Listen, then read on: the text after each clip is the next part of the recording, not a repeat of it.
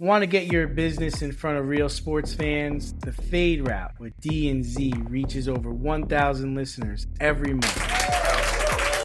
Are you ready to be part of the in crowd? Yes! Email us today.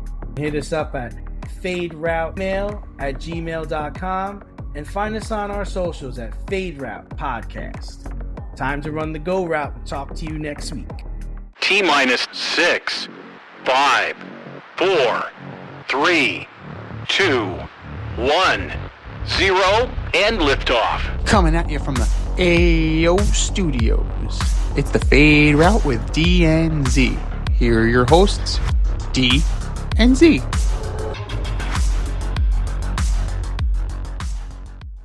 Powered by Riverside FM.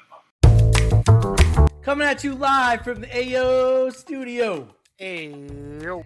It's the Fade Route with D and Z. I am D, and we got a great show for you tonight. So we got Team Canada and Team USA are rolling in men's hockey. The NBA All-Star Game took place over the weekend, and Tyreek Hill will be heading to a new team when he's able to play. We'll begin today's show with breaking news. Players Union, the Major League Baseball Players Union, the head of that union, Tony Clark, has resigned. This is ahead of a CBA that's scheduled to expire in December. The reports are that there are allegations towards nepotism and to a scandal within the office, which may or may not include his sister-in-law. So Z, what do you make of this story, and where do we go from here? So, where to begin? It's very, it's interesting because he would seem like, let's be real, they're about to go into wartime, right? Yes. This is going to be a wartime labor negotiation, and it would seem that you would want Tony Clark to go to war with you, right? But is it that these skeletons are out there and they're worried that this is going to play a role in the negotiations? I think that they're trying to limit as many distractions as possible because not only do you have the situation with his sister-in-law, not only do you have allegations of nepotism because he hired his sister-in-law in 2023, and whatever relationship, inappropriate or otherwise, that came from that's immaterial. There were already allegations that Tony Clark was skimming off the top of a sports deal that they negotiated with the Major League Baseball Players Association. So you have corruption, you have nepotism, you have a lot of skeletons in this closet. This one was just the latest. And is this the one that would have taken him down? Probably not, if they were not on the precipice of a work stoppage. Now, you're replacing him with Bruce Meyer, who was his second in command. He just helped Tarek Skubal win his arbitration case. So, this guy's a shark. Like, we have already established that this guy can do the job. Right? As an arbiter, as a negotiator, Bruce Meyer just got Tarek Skubal a lot of fucking money. So, he's going to be a force to be reckoned with in these negotiations. Akin to Tony Clark, akin to Donald Fear. Right? This is not going to be easy. The timing is terrible. As pitchers and catchers just reported this week, and this is it. This is,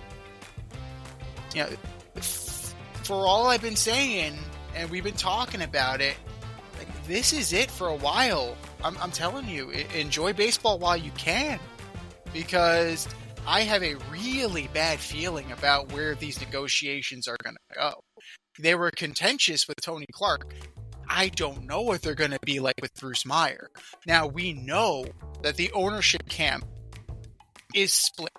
You have your Dodgers, Mets, who are just going to spend. And even then, there are levels to that, because the Mets aren't spending with the Dodgers. Steve Cohen says he can. Okay, then. That's nice that you can do that. That's wonderful. And when you did that, you brought us an old Max Scherzer, you brought in an old Justin Verlander, and that didn't work out too well. So you can do it. That's wonderful that you can do that. And then you have the Yankees, who also could do that, but apparently Hal Steinbrenner is one of the brokest owners in baseball, according to a poll. Yep. He's in there with the Cincinnati Reds. Yep. So I don't know, what is the Steinbrenner business now? What are they into? I don't even know what they do. I don't know. I mean, it was, when Papa George was alive, it was shipping, and I don't know what it is now. I think it's the Yes Network. It's media. I really don't. I couldn't tell you what the Steinbrenner's primary business is. Then you have guys like the Pittsburgh Pirates and the Cincinnati Reds who are just like, yeah, I could spend like the Dodgers, but I'd be severely in the red. And at the end of the day, like, this is my business, and I don't want to operate that way. Like, I would like to have some black in my book. It would be nice. But there's the subdivision there. You have the players who just want to get paid. Manny Machado came out, said it. Bryce Harper said it. They love what the Dodgers are doing. Of course you are. Of course you do. Of course you do. Tell me what the guy who's a 5-year major leaguer who isn't in the category that you're in, right? Tell me what a Ryan McMahon thinks about this. A guy who's never going to get paid the way that Manny Machado is going to get paid, the way that Shohei Ohtani is going to get paid. Tell me what Jeff McNeil feels about this. A guy who's not even going to get paid what Ryan McMahon's going to get paid. There are levels to this, and I think the longer it goes, it exposes the underbelly of it all, and I think that we are going to be in for a very long, very contentious fight, and ultimately it will end up without baseball. And Tony Clark, his name is going to be connected with this. Like, whether he wants it to be or not, based on getting out now, he's connected. He started it. Bruce Meyer's going to finish it, and you can't outrun this if you're Tony Clark. Yeah, I mean, I think the issue comes down to, right, you want a salary cap, they want a salary cap floor. I think one of the things we've talked about in the show is that we don't think there'll be baseball next year, but even when it comes back, I don't think it's going to look anything like it is right now, right? I would assume that there's going to be a lot of rules changes.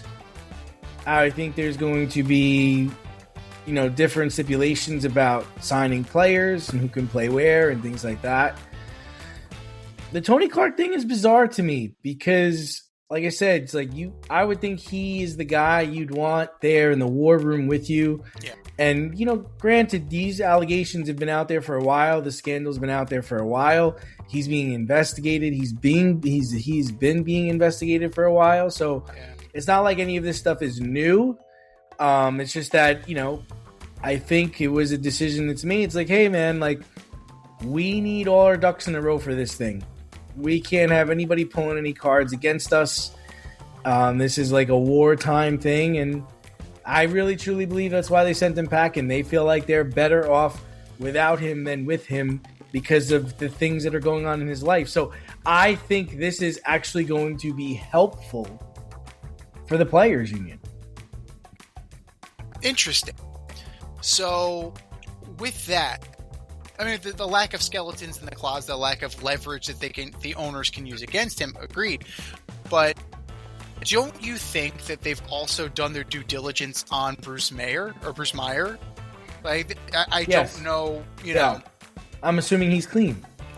We're under that assumption, but the longer this goes, the more investigators have time to kind of dig around. Yeah. And I think that's going to, I think that is going to make this even more onerous, and I think that's going to make it even more toxic. Like, how do you...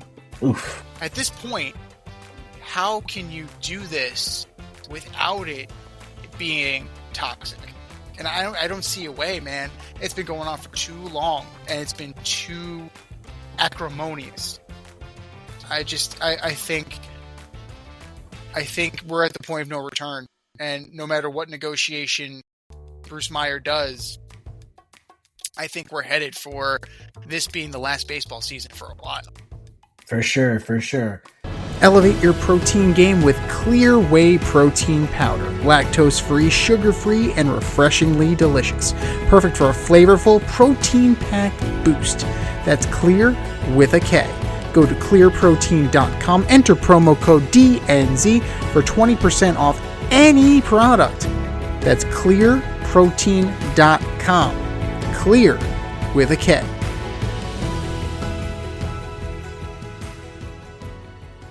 Now moving over to the exciting things that happened over the weekend. The NBA All-Star Game took place, and it was actually kind of competitive. The NBA had a round-robin tournament, which consisted of 3 round-robin games and then a championship.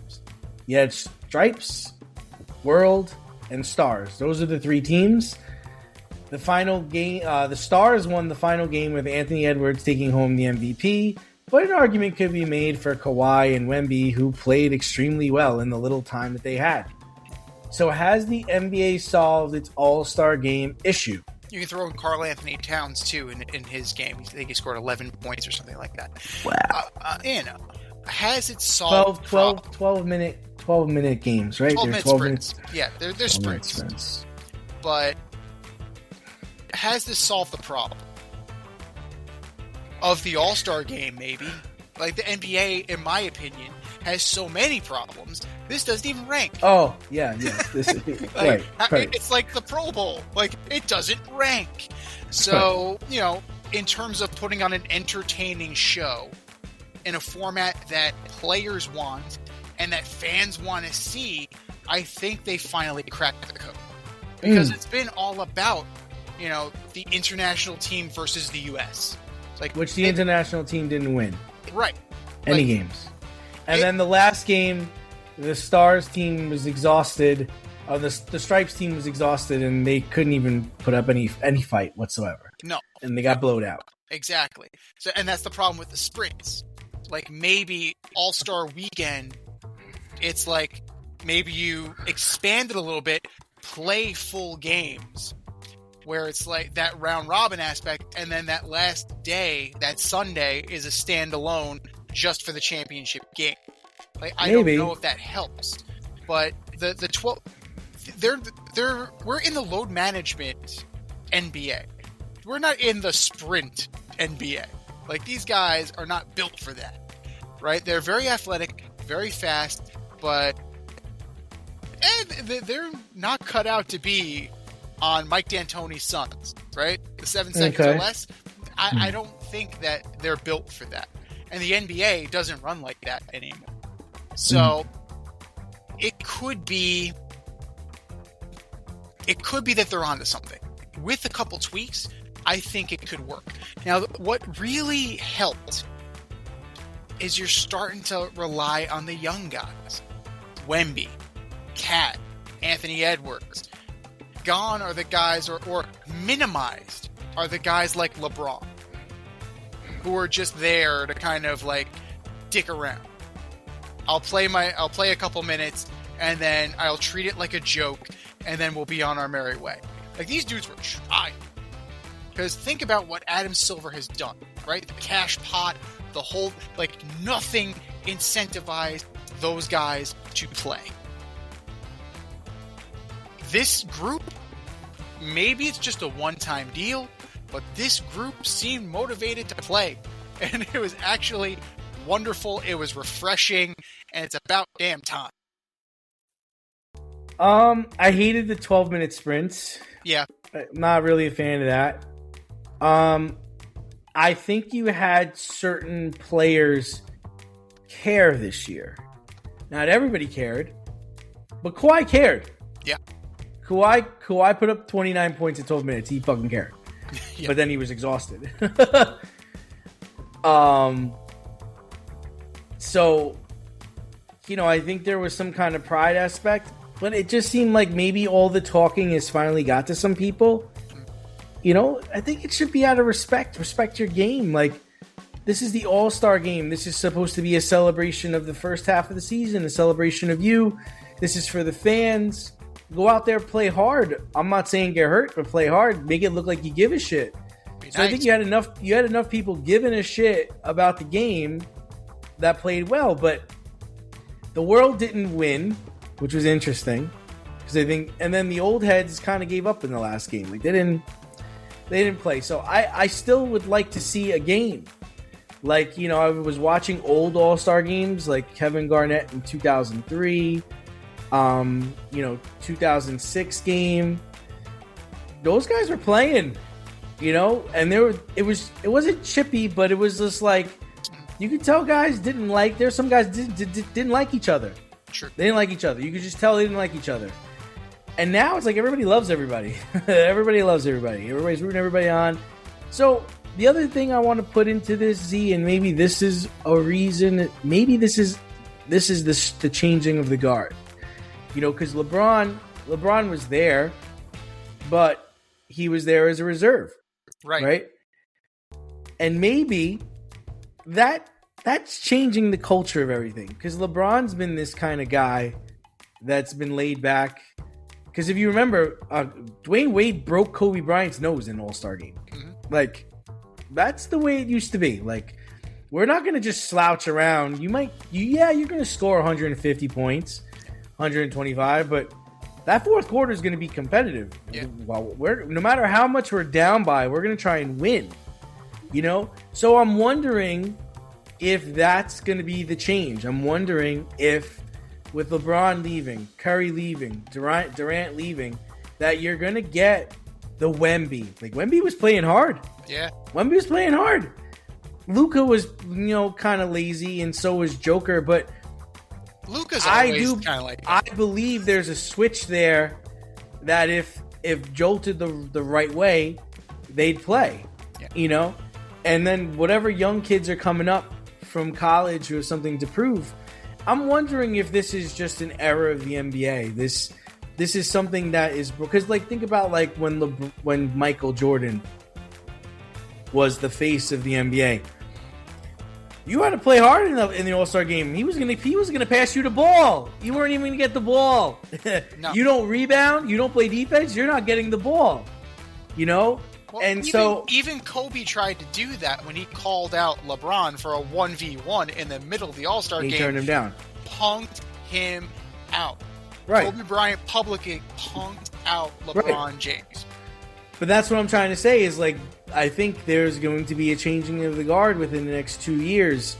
So maybe you can get back to having a 4-quarter or at least a 30-minute game that people can watch and care about and tune in for.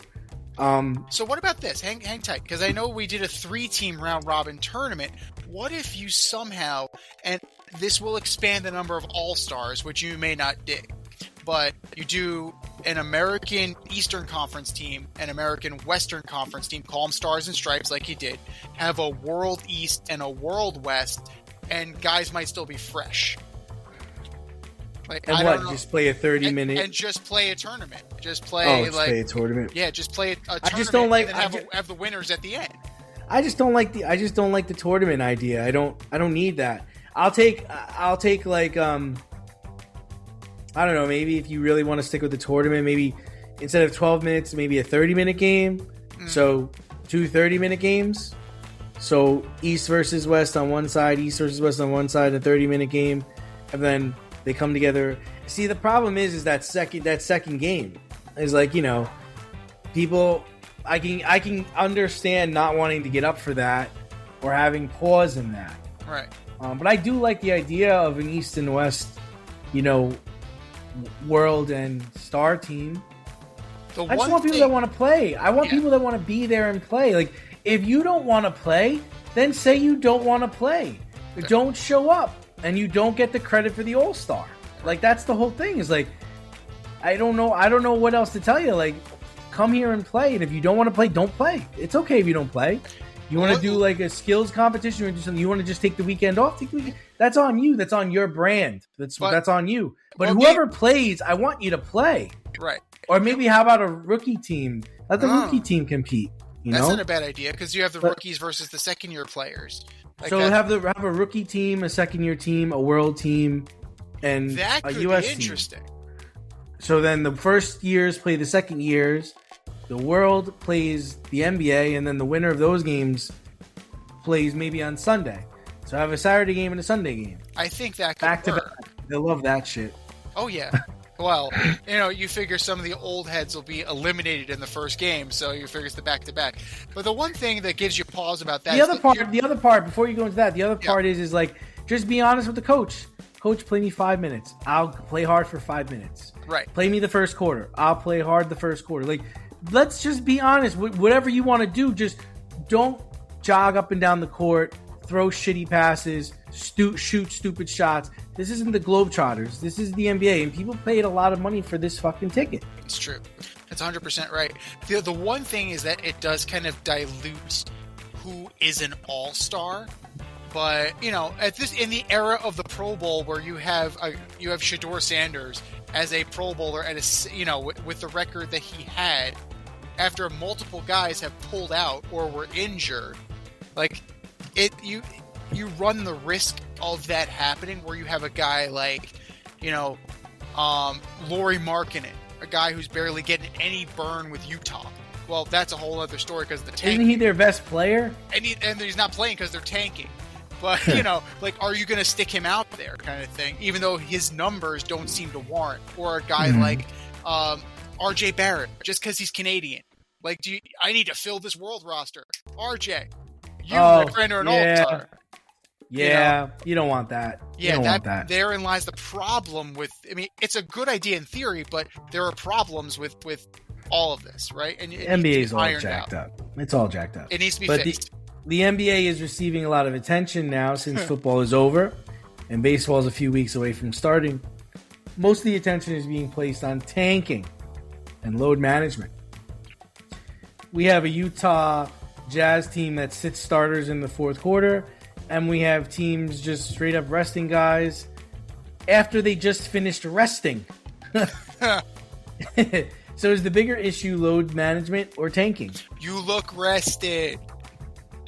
No, you had a guy who was like coming off of the flu for like 7 days.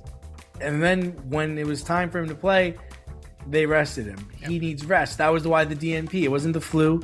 It was rest. Come on, man. Well, there's that old saying that once you think you're well enough to play, take an extra day. I think that was Joe Girardi who was doing that. Like, he says he's 100%. I'm going to give him another day just to make sure he's 110%. Okay, sure. For me, it's tanking. They're kind of hand in hand because it's all entwined with gambling between the FanDuel and the BetMGM and all of the Kalshi. Now Giannis and Kalshi are in partnership together. Well, what's the difference between Terry Rozier missing shots on purpose and a team losing on purpose? What's the difference? You're being rewarded with the potential of a draft pick if you're losing on purpose. This actually benefits you. I'm just trying to say, like, you're still fixing games. Of course. And therein lies the problem. You're fucking with the integrity of the game. Now, whether or not you're doing it individually, like Emmanuel Clase did in baseball, in order to enrich your buddies or to enrich yourself, or as an organization, you've bought into this process all those years ago. Trust the process, right? Like, you're going to organizationally decide this is our pathway to ultimately be successful. Now, Philly got plenty of players in that process. You can't say they were totally successful because ultimately they didn't win jack shit with those players. But it's there. I think tanking is worse because you benefit from it in the long run as an organization. And both of these are unseemly. Both of them are tied to gambling, and both of them need to be eradicated. And for me, what I see is the issue, and the way to do that. I mean, load management we've been trying to figure out for years now on this podcast, but I think I figured out tanking. Rela-fucking-gation. Could you imagine if the Utah Jazz finished in dead fucking last and got sent to the G League? How embarrassing would that be for the Utah Jazz? They would never think about it again, right? The Washington Wizards have been in an organizational tank for 15 years? Send them to the fucking G League. Bring up the Westchester Knicks. See what they can do. Bring up the Santa Cruz Lakers. What if we just got rid of the lottery? Scare the lottery. You're not getting any more golf balls. The team that comes in last gets the first pick. But would it solve tanking then? Because you would still try to lose on purpose. And then get rid of the salary cap. Ooh. Get rid of the salary cap. So there's more ways to build a team than to just build it through the draft, right? Because what's a team like the Wizards supposed to do, right? Like, they're not going to be getting free agents, right? And their only hope of getting new players is really through the draft. But if we took away the salary cap and we had that every team who came in last, you get the first pick, whatever, there's other avenues for them to build a team, right? I got another idea. I'm going to let you finish, but I got just a crazy idea just came to me. I'm going to let you finish. And then get rid of the conditional picks. Like, there's no, if you lose your first round pick, there's no protection. You get no protected picks anymore. Get rid of that garbage. You traded your first round pick. Guess what, Charlie? You lost your fucking first round pick. Doesn't matter what place you finish in, the team traded you finishes in. None of that shit matters. Get rid of the protected picks. That's on you, dude. Like, that's on you. I'm just spitballing here, but what do you got? So, if we really want to shake things up and really discourage tanking, do an inverted lottery where the best teams get the lottery balls. Okay, yeah. So, could you imagine if the Thunder finish with the best record and then end up with the number one pick? Yeah. That would be insane. Yeah. So, it would incentivize because eventually, teams to play. Right, because then eventually, under the new rules, I would say that you should then also get rid of the salary cap, right? Or keep the salary cap. Keep the salary cap. Because then eventually they're good players. They'll have to trade. Right. Or let go. Like James Harden in Oklahoma City. They had to let him go. They had a great couple of years of drafting players, evaluating talent, and building their program so rich that they had to trade a guy like James Harden because they couldn't pay him. Right. So that's not a bad idea either. It's worth exploring because at this point you've thrown money at the problem. You've thrown what more can you do if you're Adam Silver? Try something outside the box. And I guess you don't want something like where all the draft picks just go in all of the until the free agent pool. Because if you're a really good team, you're not going to be able to pay a guy anyway. True. Right? So, and just let them sign for whatever. You can sign your guy for whatever you want. It's on you, dude. And it's up to him to decide where he wants to go. Maybe he wants to go to the Lakers. Maybe he wants to get paid a shit ton of money to go to Minnesota Timberwolves. I don't know. But I think the problem with the NBA is it needs a vast overhaul. A lot of things need to change. It's not just one change. It's a whole bunch of changes that nobody's willing to do. Adam Silver keeps saying that anything's on the table, but the integrity of your product is shit. How could you, literally, if you were a gambler, you could make a shit ton of money right now just betting the under against the Jazz, right? Yeah. Or betting the Jazz to lose. Just bet against them to lose. There was a thing I read where if you bet on, I forget what team it was. It was one of the teams that's terrible. Maybe it's the Kings. If you bet them to lose and just kept rolling your money over and over and over during the winning streaks, you'd have a ton of money. Oh, yeah. I just... the product is too predictable, man. I'm tired of it. And then, you know what? Mark Cuban came back on saying that fans should be in favor of tanking because by tanking, your team will get better. And he talked about how they tanked to get Luka Doncic. And they got Luka Doncic and it made them better. And he got fined over $600,000. But what's $600,000 to Mark Cuban? That's the other thing. These fines are a joke. These fines are minimum at best. It doesn't hurt anybody. Taking away draft picks hurts people. But those fines don't hurt owners. Right. And then he was saying, it's like, you should be coming to the games for the experience. Here's the fucking experience talk again. And it's just like, well then, Mark, cut the damn prices in half. Cut them in a quarter. Yeah, we're not going to do that. How about that? How about if your team is not above 500, you can't sell tickets for 3 times their value? You know? Like that would make more sense to me. Like, the problem I have is I'm not going to go see a shit team play and then not even know who's going to be playing in the game. I just think I don't want to hear you're selling me an experience. I don't go to a basketball game for an experience. I go to see high-level competition. I go to see professional players play basketball. I'm not going to see the color of the jersey. I'm going to see the name on the back of the jersey to play for 48 minutes, 36 minutes, 30 minutes. I went to the St. John's game a couple of weeks ago when they played Marquette. Marquette's a shit team. Marquette wasn't trying to lose. Marquette was playing hard, and they played hard all the way until the very end, the last 5 minutes of the game when it got out of hand. But I want to see top competition, and that's the only thing I'm going to pay for. You know, I hate the idea of trying to sell me an experience. I need a fucking experience. If I want an experience, I'll go to the circus. I'll go see the Globetrotters. I'll go see a Derek Carr stand-up act. But that's the thing, though. It's gone through the wormhole here. We've gone through the looking glass, and it's like, it's entertainment now. Like, you're not the WWE, dude. No, you're not. At the end of the day, it's legitimate competition. But that seems to be the direction you're heading in. When teams are finding ways to lose, when you're benching your starters in the fourth quarter, you're pretty much predicting the outcome of the game. When WWE outcomes are predicted, right? 100%. Your thumb is totally on the scale.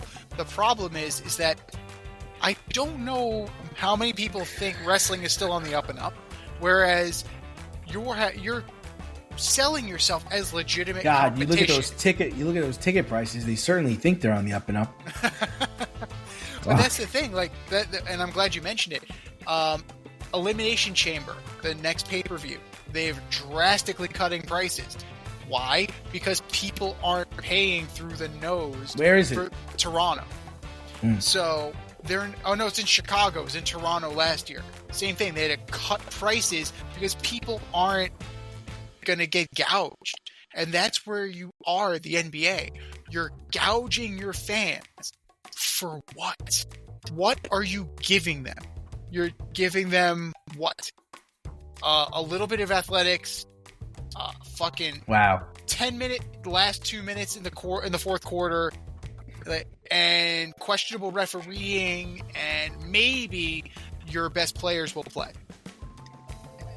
You know, that's not great. Like, if you're selling me on an experience, like, that's a C+ experience. If that's the case, I could find something better to do with my money. Oh, completely, absolutely.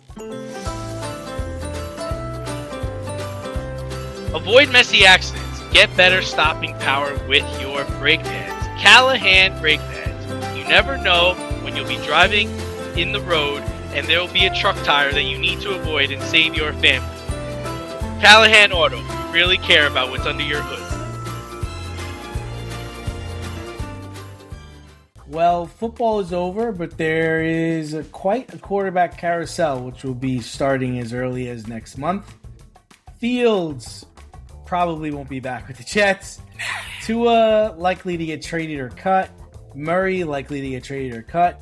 Daniel Jones likely to get traded or cut or sign a franchise tag.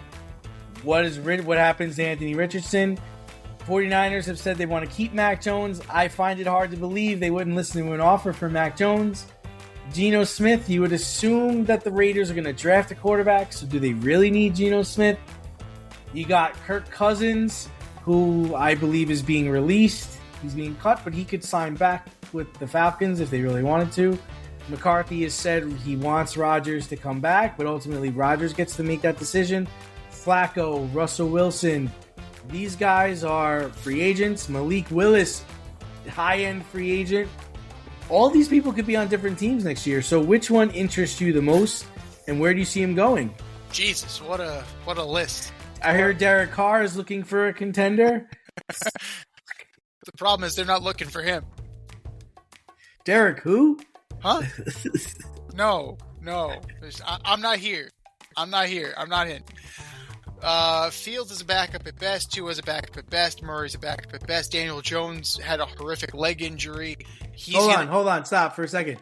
Tua is a backup at best. Over under 5 starts for Tua next season. You can take the over. It's okay. It's okay. You can take it over. I have to go with over. Yeah, for sure. But he's not. He's not good.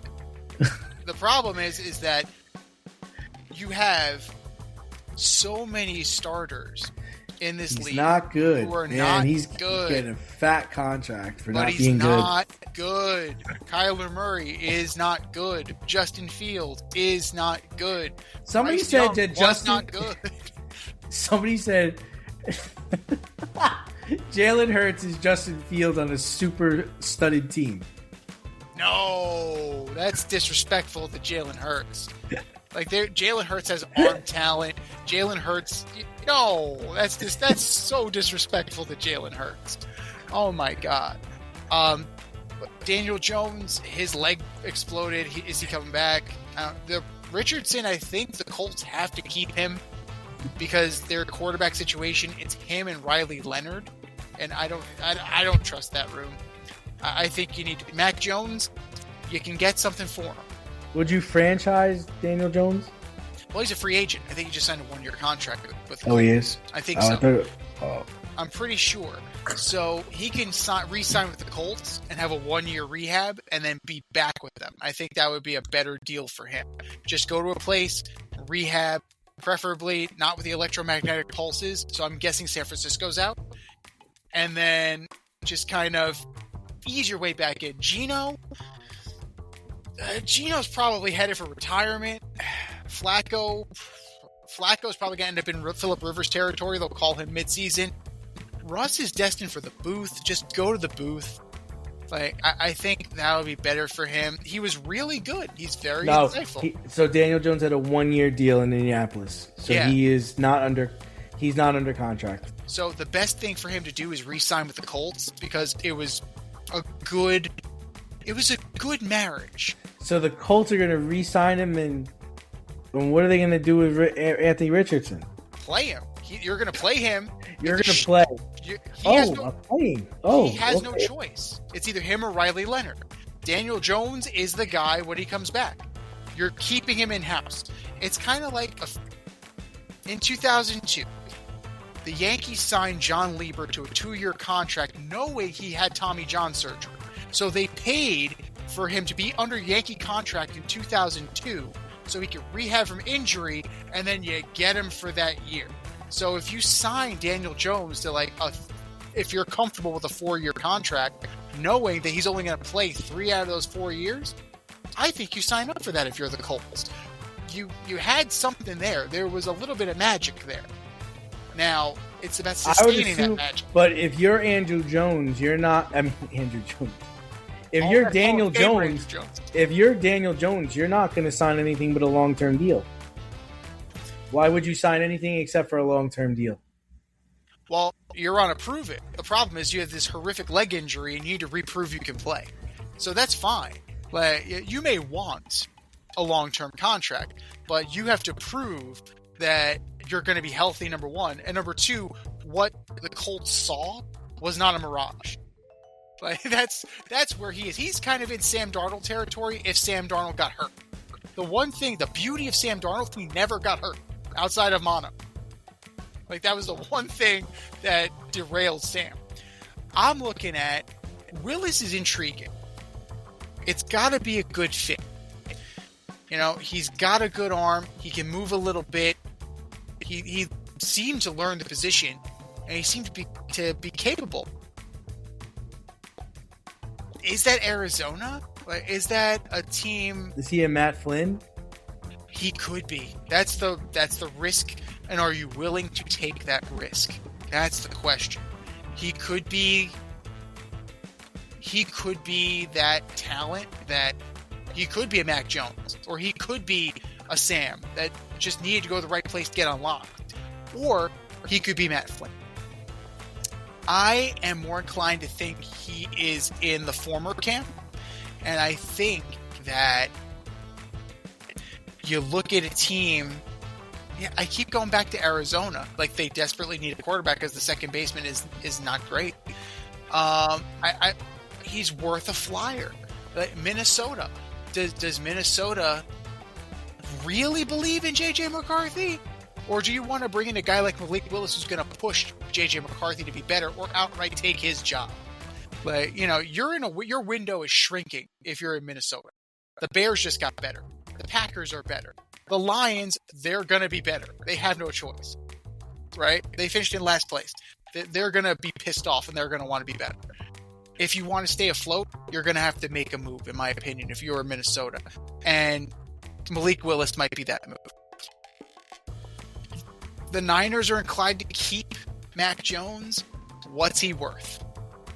Like, what are teams willing to give for Mac Jones? Because he stepped in, he did the job, he kept the team afloat. Dare I say, the Niners were good under Mac Jones. So maybe that's a third, a conditional third, Second, something like that. If you're a team that has a couple of second-round picks, Jets, you might be willing to drop one of those or trade one of those. Would the Colts be interested in Mac Jones over Daniel Jones? Daniel Jones suits their system better because he's more mobile. Mac is... Is Daniel Jones going to be mobile when he comes back? That's the question. Mac Jones don't get hurt. He doesn't get hurt. But that offense is tailored... Could they use a second baseman in Indianapolis? Does it suit that guy? You want a mobile guy? He's a mobile guy. But you need a guy who's got a little bit of mobility. That offensive line is really what fucked up Daniel Jones. Right? Because they couldn't protect him eventually. It was a matter of time. What are you talking about? Don't they have one of the best offensive lines? Isn't Nelson still there? Yeah, he's like the best. He's like the best guard in the damn league. And you had guys running free, and that's how Daniel Jones broke his leg. Is that because he didn't call the right protection? Is that on Daniel? It could be, but at the same time, like, it was porous. The offensive line was starting to get porous. And you have a guy like Tua, you have a guy like Kyler Murray that doesn't fit, that doesn't favor that. So Willis could be a fit there. Jones could be a fit there. What's the market for Kirk Cousins? He's going to get paid. Wherever he ends up, he's going to get paid because Kirk Cousins is the king of the bag. But where the hell does he end up? Does he end up in Houston? Because I've also heard that C.J. Stroud might get traded. Like, is that something that Houston would be willing to do? And does that make them better? I don't know. But I'm intrigued by Mac Jones. I'm intrigued by Malik Willis. And ultimately, I'm also intrigued by Kirk Cousins. Yeah, so for me, I think it's Malik Willis. I think he has a real opportunity to go somewhere. Like, imagine if Malik Willis was able to go to the Texans. That would imagine that. That would be a good move. Wouldn't that be? They trade Stroud and he goes to the Texans. Yeah. Miami, I think the people in Miami are some of the people that are high on him. So I can see him also Green Bay. They're from Green Bay. It makes sense. I can see them overpaying him to go there and him playing okay. Like, just playing, because let's be real, Miami's a teardown. Yeah. Right? Miami's a teardown situation. So all right, let's get this quarterback on a cheap deal, for us, and then we'll start to build around him. Yeah. I think that's where I'm thinking. I'm thinking Malik Willis goes to Miami. That's the most intriguing one to me, and that's where I actually think he'll go. The second one is Kyler Murray, the second baseman. What? I'm just interested in where he's going to fall. You know, are they going to cut him? Are they going to trade him? Like, what do you do with him?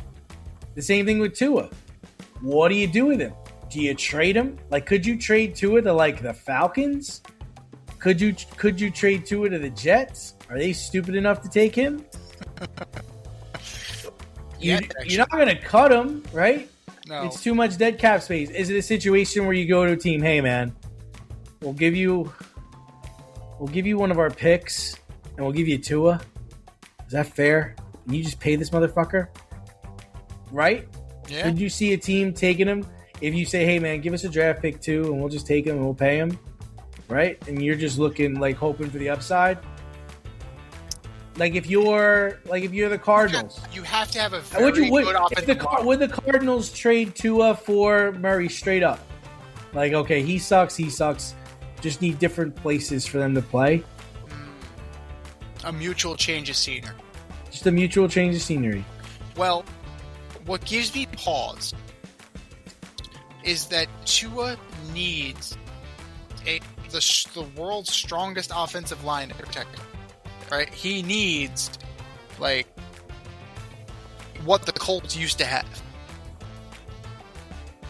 And I don't know if the Cardinals' offensive line is good enough to protect him. I don't know if any offensive line in the NFL is good enough to protect Tua. Mm-hmm. It scares the shit out of me. Tua's career scares the shit out of me. Realistically, I wouldn't touch him with a 10-foot pole. No, I mean, those are the three guys I'm interested in. I mean, Malik Willis, which I think will ultimately go to Miami. I'm interested to see what the Cardinals do with Kyler Murray. Do you trade him? Do you cut him? And the same thing with Tua. What do you do with him? You trade him? You cut him? Do you keep him? Do you just let him play here? Fuck it. We're not winning anyway. If you don't get Malik Willis, fuck it. Just stay here and play.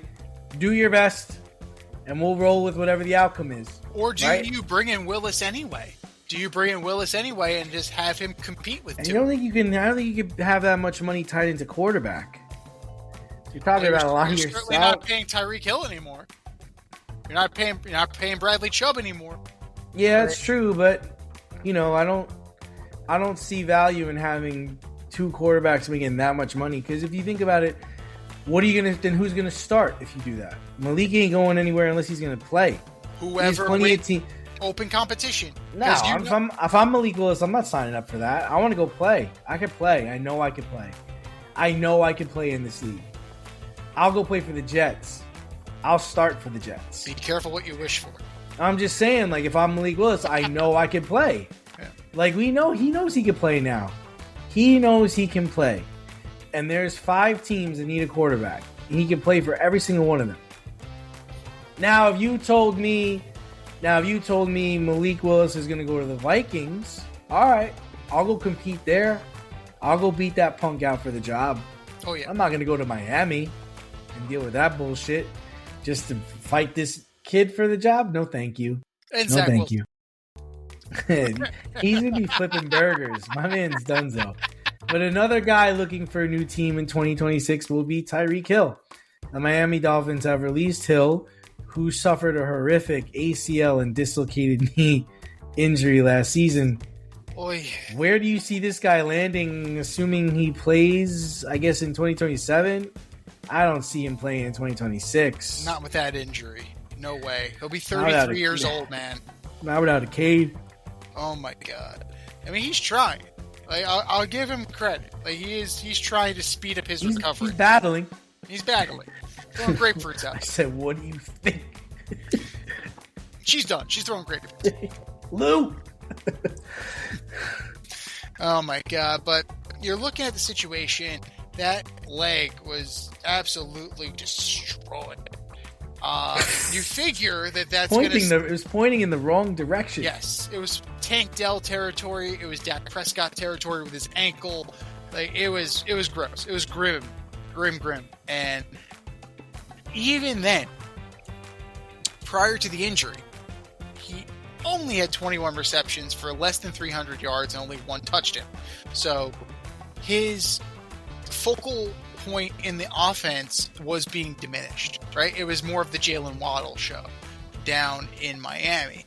Now, on something to prove, a question about his speed. Tyreek Hill's game is built on speed. After that horrific injury, can he get back to that elite level speed that he was known for? If you're saying he can do that, you got to think about a team like the Eagles, depending on what they do with A.J. Brown. You have to think a team like the Patriots. You think about everybody said the Chiefs. Now, my concern with that is he going there for Gardner Minshew? Is he really going to go there for Gardner Minshew? Because I don't think Patrick Mahomes is playing this year. Now, there are reports that say he's ahead of schedule and could be ready for week 1, which is absurd. It's actually, seeing that injury and seeing what happened, it's absurd to me that Patrick Mahomes will be under center week 1. But if it's possible, why not take a flyer on him? What's one more guy, right? You have Rashee Rice, Xavier Worthy, Juju. You have Travis Kelce, may or may not be coming back. Like, at this He's point, coming back. Get the band back together. He would announce it if he wasn't. He's coming. Pacheco, get the band back together for one more run. But I just don't see how he's going to be that explosive. I don't see how he's going to be the cheetah. Like, I don't see it. But, you know, there are plenty of teams that will give him a call, for sure. If only to give him a workout to see what the hell he's got. And I think that's fair. And for him, he can't go into this expecting a huge contract. I'm sorry. You're gonna prove it. Like, your leg is a mess. Like, I'm sorry. It's like Daniel Jones. Your leg is a mess. You have to reprove that you can play. And once you have done that to my satisfaction, then we could talk about a long-term contract. So be prepared for a lot of one-year deals to kind of build up that equity. Because, you know, Tyreek Hill also has to build up equity in the locker room. So it's gonna be 1 year. I can't see a long-term thing, but, you know, this is where it's gonna be. And, you know, he'll have his suitors. He'll absolutely have his suitors. I don't think he's going to have that much of an impact. Yeah. I do think he's going to have some suitors. I think the Raiders might be a team that's interested, which I think would be great for him. Could see the Commanders getting in on him. I can also see like the Rams or even the Chargers getting in on him. The question is when are you going to be able to play? Right. And I don't think he's going to be able to play next year. So, you know, we're talking about 2027, and who knows what's going to be going on then. He's going to be 35 years old at that time. And I don't think he's going to – I think he is going to lose a step.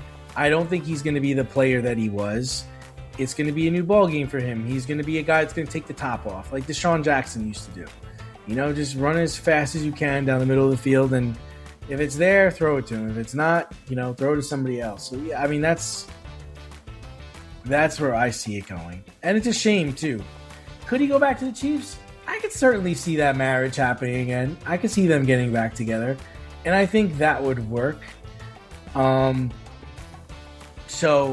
that would work well for their timetable, too. Because if next year is a throwaway for the Chiefs, you have Tyreek Hill and maybe a top 10 pick come 2027.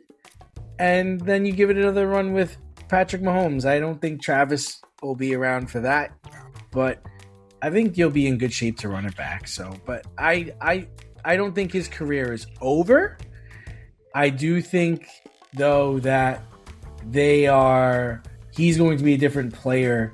Yeah. He's going to be a different player once he returns. So my thing is this, like, one team does stick out to me, and it's not something I necessarily think or even want, but if he's healthy, I think the Giants are also a possibility. You pair him with Neighbors, You also have Slayton Two as your guys with 3. bad knees.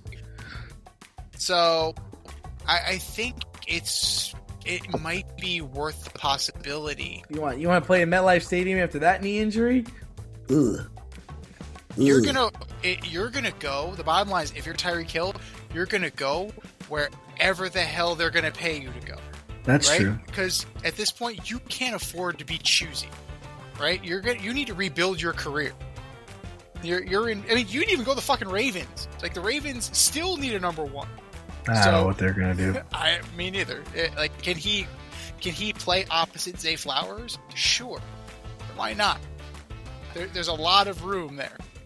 So, there are some teams, I think, that are they haven't revealed themselves yet, but they will be in the Tyreek Hill mark. More Labs Morning Recovery is the #1 alcohol recovery supplement that helps you wake up clear-headed and refreshed. Clinically proven and trusted by thousands, with 20 million plus bottles sold and a 4.9 star rating, it works. Try it risk-free. Enjoy an exclusive 25% off discount on any product using our promo code DNZ at morelabs.com. That's 25% off using the promo code DNZ. morelabs.com. All right, moving on to the Olympics. Team Canada and Team USA are undefeated in men's hockey and have yet to play each other so far. Can Team USA skate with Team Canada?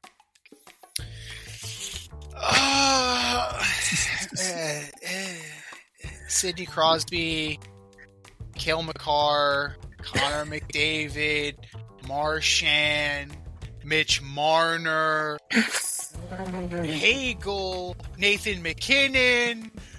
Keep going. Seth Jarvis, Macklin Celebrini, Bo Horvat, Sam Reinhart, Sam Bennett. I haven't even scratched the surface of Team Canada yet. Like that, they're deep. Now they're deep. We'd like to talk about deep depth on this show. And they're an all-star team. There it is. Like, they're the Dodgers of Olympic hockey.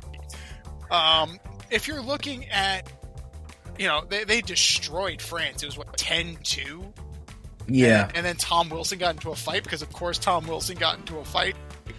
And the guy he fought got suspended. So, for stupidity. What are you doing? That's Tom Wilson. What the fuck is wrong with you? So, all this time I thought Tom Wilson was an American. The way he plays. I thought he was an American. He's a goon. I thought he was an American. So, Faber, Gensel, Hannafin, Hellebuck in net. I don't like Connor Hellebuck in net. Four Nations, he did not do anything for me. The Hughes brothers, Dylan Larkin. You have a little bit of firepower in Austin Matthews. JT Miller has not been great for the Rangers. He's kind of a try-hard guy. We'll say he's a try-hard guy.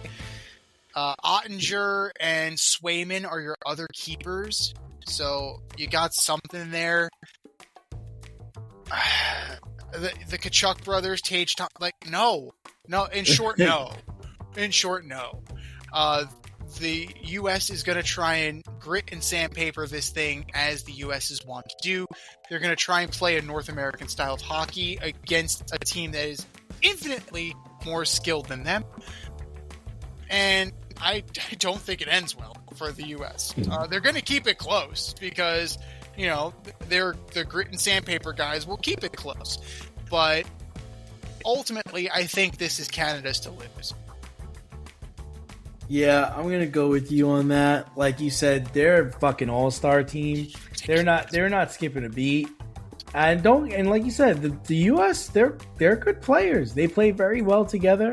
They got the Bash brothers and the Kachucks, and they're going out there giving it their all. And I do think they'll compete at a high level for 2 periods. But at the end of the day, what you're going up against, these guys are what hockey is all about. And if you've seen any of their games, they're fucking relentless. They don't stop, and it's clean hockey, man. Yeah. It's the cleanest hockey you'll see. They're out skating people, they're out shooting people, they're out hitting people, they're dumping the puck. They know exactly where everybody is supposed to be. They're not skipping a beat. And I love my country, but I know what I'm looking at, and we are we're a silver team. We're a silver team. The one weakness of Canada is their goaltending situation. Right. Kemper, Thompson, and Jordan Binnington. But that's also the U.S.'s weakness too. Yeah. Well, of the three, I say Jake Ottinger's your best. Like, Ottinger's got to be the guy in there. That's right? from Winnipeg, right? Dallas. Hellebuck has his Vezina. I did not care for what he did and how he played in the Four Nations. So, for me, Jake Ottinger's the guy. And I would say that between Swayman and Hellebuck would be my backup. I'm just not a fan of Jeremy Swayman. But I think good luck trying to get a shot through to even get Kemper, Thompson, and Binnington to save it. This team is loaded. And they have veteran leadership. You have Colton Parayko, you have Drew Doughty, you have guys on this team. Drew Doughty's a fucking beast.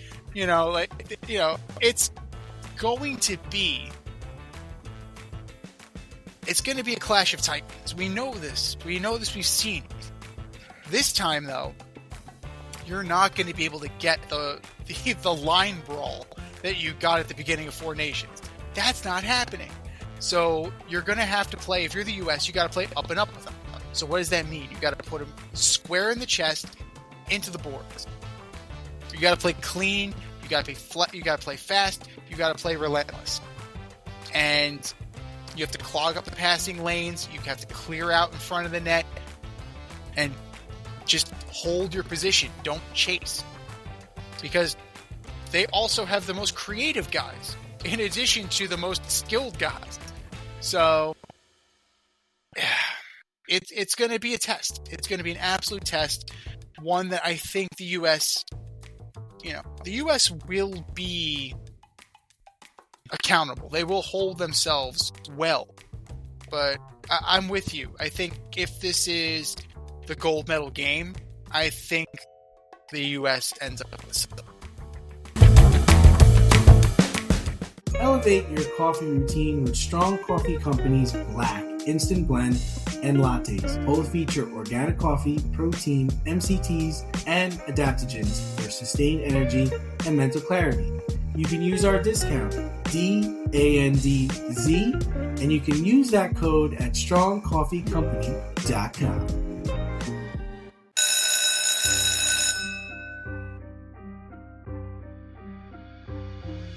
Time to put some grades in. Welcome to the classroom.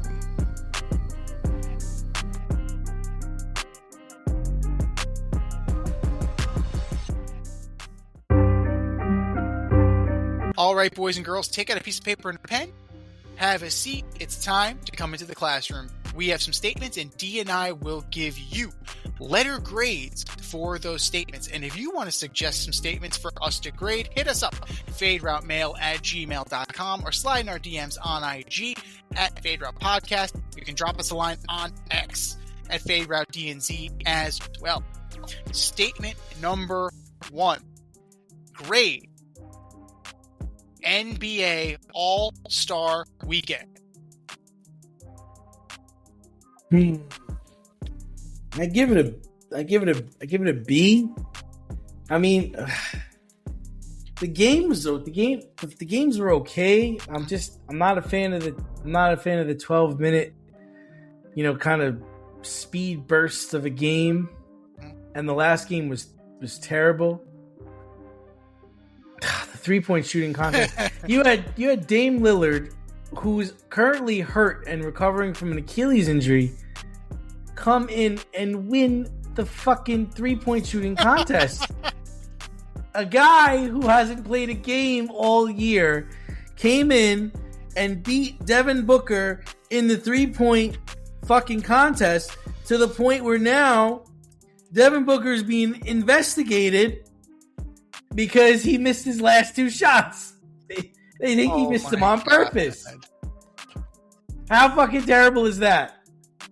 Just what the NBA needed. That's where we fucking are with this bullshit. And the dunk contest, I mean, we've seen it all. We've seen it all. There's no other dunks to be done. I can't even find the guy's name here, but the guy from the Heat won the dunk contest. It's like, all right, great. I'd rather see Matt McClung back in there, who specifically stopped dunking because that's all they were asking him to come and do. So yeah, I mean, I give it a B, but really, it needs a lot. You can't have people coming off their couch and winning the fucking skills competitions. That doesn't look very good. I mean, you also can't have people openly tank the skills competition and get disqualified. So, like, the NBA has a lot going on there. Let's go. So, Keyshawn Johnson is the That's the guy, his name. Yeah, not Keyshawn Johnson. Keyshawn Johnson. Yes. So, yes. You had he beat out Carter Bryant in the finals because Carter Bryant was a little too ambitious. Bricked his Put your first hand up if you had that one. Not exactly Spud Webb. Not exactly Spud Webb. You had Jace Richardson, who tried a 360 and just ate it. Like that was a brutal landing. Kudos to him, he finished. But a lot of derivative, a lot of boring dunks, a lot of missing. That gives me a C-. The 3-point contest, where a dude walked off his couch, like you said, walked off the street, essentially. Yes, he's training with the Blazers. Yes, he's 75th anniversary team. Take a drink. So he walked in against guys who were in game shape, couldn't get 2 inches off the ground. I'm looking at it. He's just like, it's like playing beer pong. Like, he's just like totally flat-footed. Maybe a little bit of lift. And he's just draining them like it's nothing.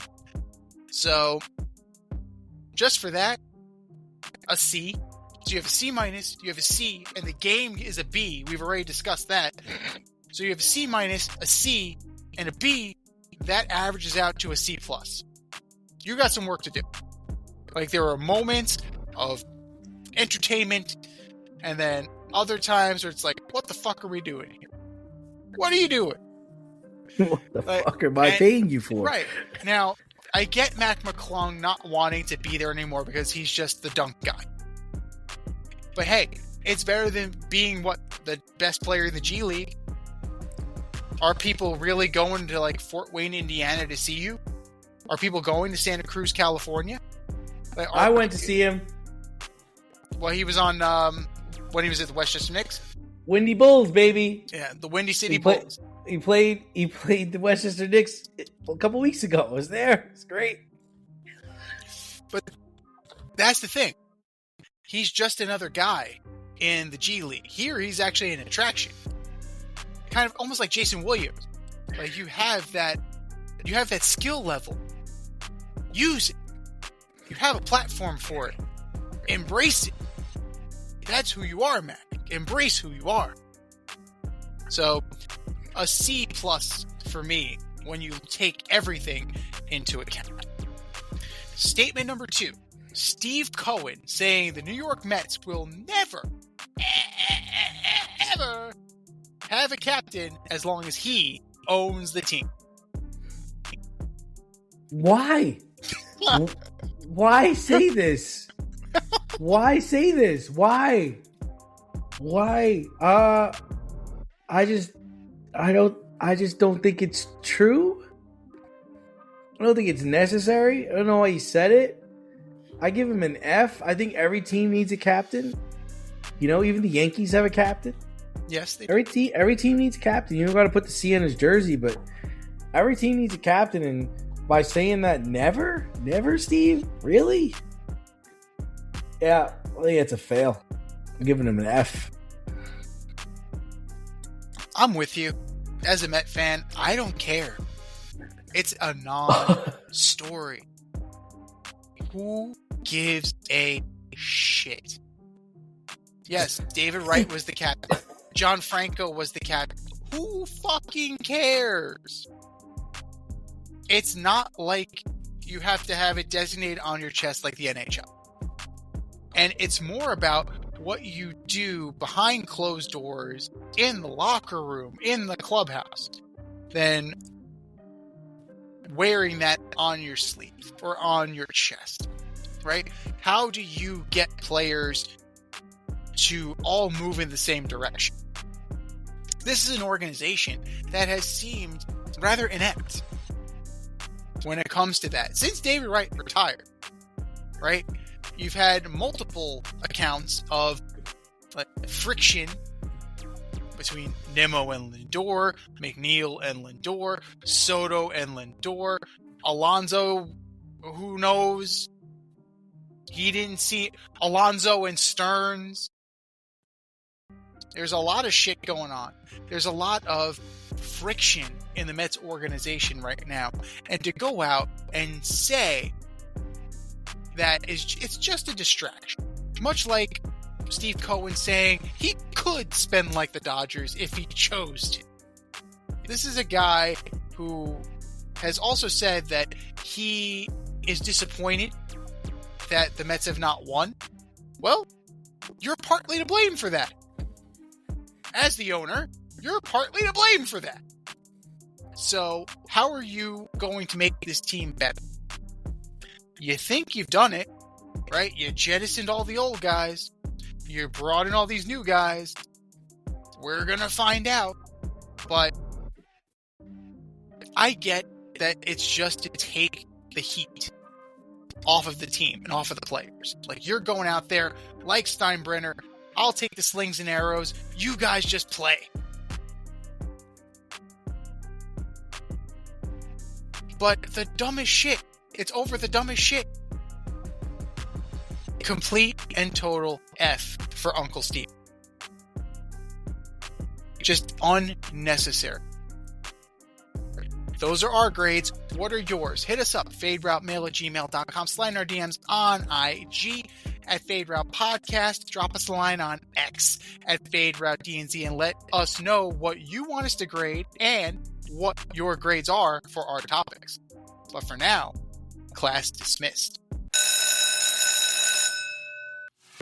Step outside of your safe area and make a statement without saying much with FCK Clout Lifestyle Apparel. Embrace the colorful chaos and stay emotionally regulated in their graphic tees, hoodies, snapbacks, accessories, and more. Go to fckclout.com today and check out current season and past season merchandise for men and women. Get it while you can. That's fckclout.com. Check them out today. fckclout.com.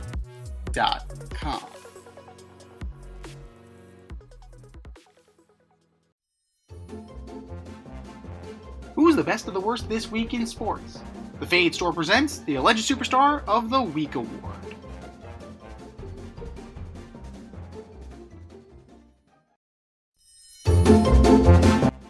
Alright, boys and girls, you know what time it is. It's time for the Alleged Superstar of the Week. You know how it goes. We put up a poll on our X account at FadeRouteDNZ and our Instagram poll at FadeRoutePodcast, and you vote.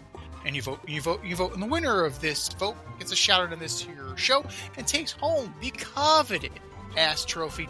And do you know who took home the coveted ass trophy last week, D? It better be Derek Carr. It was Derek motherfucking Carr. My man. My man. The funniest man alive. Stand-up comedian Derek Carr. Yeah. I'll be here all night. Be sure you tip your waitress. Try the veal. It's wonderful. It's absolutely wonderful. Still waiting for that situation. Still waiting for that phone call. But that's last week. This is this week. Who are your nominees for Legend Superstar of the Week, dude? Damn, it's a very good question. Where's my list here? All right, Legend Superstar of the Week. Here I go. First up, I've got the Syracuse men's basketball team. Man, they just got drummed by Duke. I want to get this right here. 101-64. with Carmelo Anthony in the stands, watching his son get just slacked down in Durham. Syracuse men's basketball team, you are my alleged superstar of the week. Number 2, I've got wide receiver or former wide receiver of the Miami Dolphins, Tyreek Hill, once dubbed the Cheetah, the most feared wide receiver in the league. Could not win in Miami, and now his days with the Dolphins are over. He's been cut after 3 seasons, couldn't win there, and he is now looking for a job. Tyreek Hill, you are my alleged superstar of the week. Number 3, I've got Super Bowl champion and Super Bowl MVP, Kenneth Walker III. The Super Bowl MVP will not be given a contract extension by the Seahawks, will not be re-signed. He will be a free agent. After winning the MVP, after winning his team the Super Bowl, their thank you is, we'll see you later, Charlie. Kenneth Walker, you are my alleged superstar of the week. What do you got? Adios, muchacho. Adios, muchacho. Makes you wonder, if the Jets do not use their franchise tag on Breece Hall, makes you wonder if he ends up in Seattle. Oh, jeez. Yeah, makes you wonder. Makes you wonder. I'm going to start with Woody Johnson. Report indicates that the grades for NFL ownership and NFL teams were quietly fizzled out, quietly done away with because of one Mr. Woody Johnson. Not because of all the failing grades around him in terms of the clubhouse, strength and conditioning, nutrition, and so on and so forth. Ownership got an F.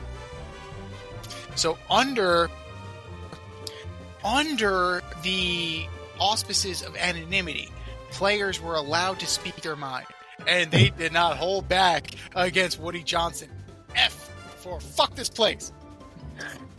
That is what F stood for. So instead of looking inward and saying, hey, maybe I need to change, Woody just went to Roger Goodell and said, hey, Raj, can we get rid of these report cards? That'd be great. That'd be fantastic. If you can do that, that'd be... Can you help me out? Please, pretty please, with sugar on top. Woody Johnson, you thin-skinned son of a bitch. You are my alleged superstar of the week. Number 2, the Hartford Wolfpack. For those of you that don't know, the Hartford Wolfpack is the AHL affiliate of the New York Rangers.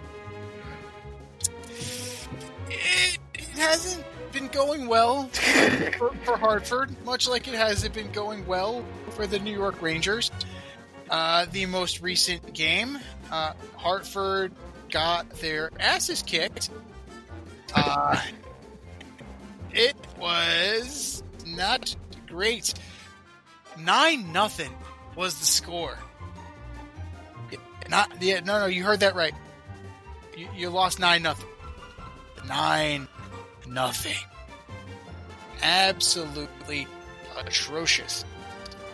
So nothing on the big club, nothing on the minor league club. Okay.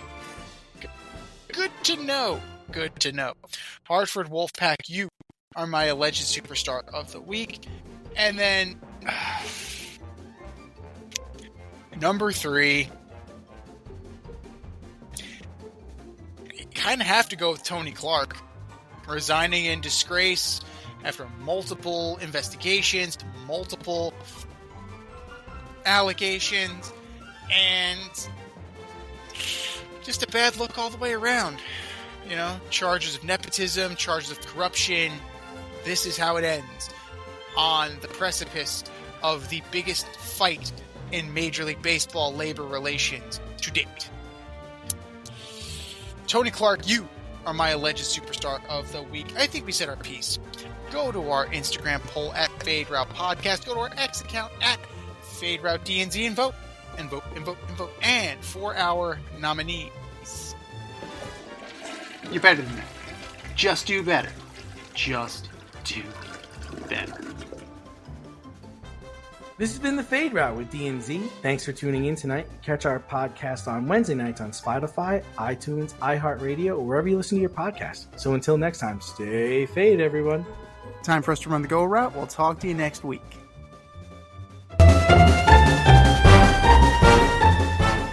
Thanks for listening to this episode of our podcast. If you liked what you heard and you want to hear more, be sure to like and subscribe on your favorite podcast platform. Leave us a review, rate us 5 stars, turn on subscription notifications, and share on social media. Tell your friends and spread the word.